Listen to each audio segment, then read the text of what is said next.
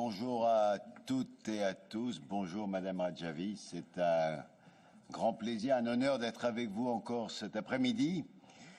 Je me rappelais en écoutant les témoignages qu'il y a 13 ans, déjà, vous aviez été victime de la répression en France et en Europe, où on a essayé de vous criminaliser, où la résistance iranienne a été arrêtée et accusée de manière incroyable de vouloir détourner l'argent, de faire des trafics. Des gens sont restés en prison, des gens ont été assignés à résidence. Et grâce à l'action de beaucoup d'avocats et de la transparence du mouvement, tout le monde a été libéré à ce moment-là. Et ça a été la preuve que cette résistance était une résistance qui était à visage découvert devant l'ensemble de l'opinion.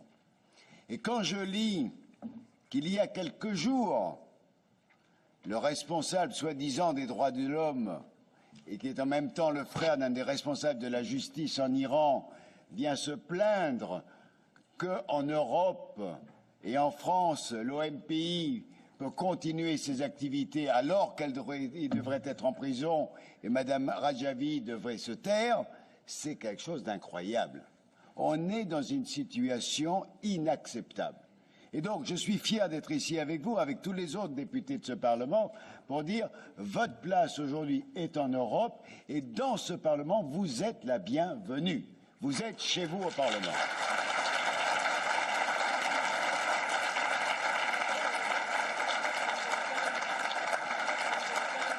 Pour dire que la situation à laquelle on assiste à Alep, et ça vient d'être rappelé, est absolument dramatique, et que le gouvernement iranien des Mollahs a une responsabilité très lourde dans ce qui se passe en Syrie. C'est quelque chose d'incroyable qu'on a toujours oublié, qu'on ne veut plus reconnaître. Le régime syrien n'aurait pas tenu sans le soutien des Mollahs. Les Mollahs ont soutenu le régime syrien. Le rôle du Hezbollah est connu. Aujourd'hui, il faut dire que l'Iran est un des plus grands fauteurs de troubles dans l'ensemble du Moyen-Orient et que la façon dont l'Europe aujourd'hui préfère cacher la question des droits de l'homme, cacher la question de la peine de mort, parce que le commerce doit être plus fort que tout le reste, c'est quelque chose qui est insupportable.